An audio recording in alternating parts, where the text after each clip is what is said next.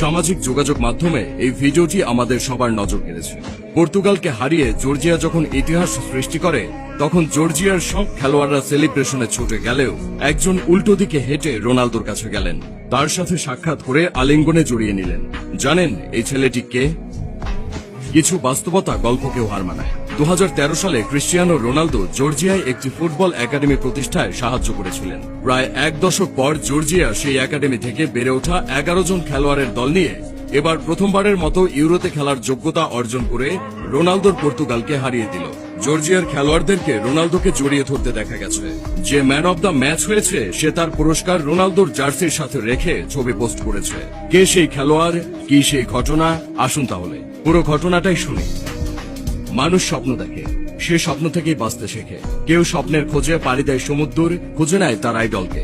গোল একটি বল দিয়ে একই ঘাসে আইডলের বিপক্ষে খেলতে পারাটাও কারো অনেক বড় স্বপ্ন। সে প্রতিটা উঠতি ফুটবলারের জন্য অনুকরণীয় আইডল। জর্জিয়ার রাজধানী তিবিলিসিতে ডায়নামো তিবিলিসির ফুটবল একাডেমির এক অনুষ্ঠানে যান ক্রিস্টিয়ানো রোনালদো। সেখানে গিয়ে নিজে হাতে উদ্বোধন করেন সেই ফুটবল একাডেমি। অর্থ দিয়ে, বুদ্ধি দিয়ে, ফুটবলের নানা উপাদান দিয়ে সাহায্য করেন তাদের। ওই উদ্বোধনী অনুষ্ঠানের পর বেশ কয়েকজন বালকের সাথে তিনি দেখা করেন, হাত মেলান, ছবি তোলেন, তাদেরকে মনে রাখার মতো মুহূর্ত উপহার দেন। ওই দিন এত শত অচেনা বালকের ভিড়ে একজন বালক এখন বেশ পরিচিত একটা নাম বিশ্ব ফুটবলে।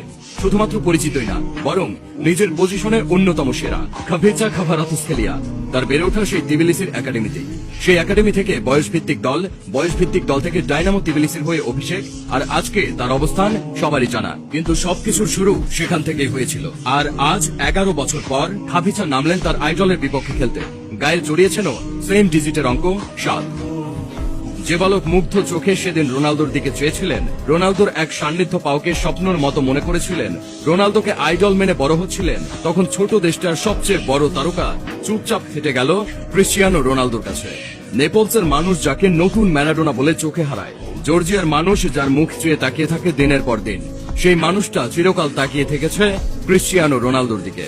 রোনালদোর ট্রেডমার্ক 7 নাম্বার জার্সি পরে প্রতিদিন মাঠে নামে কাভারা। ট্রেনিং সেশনে নাকি এখনো রোনালদোর ভিডিও ক্লিপস দেখে।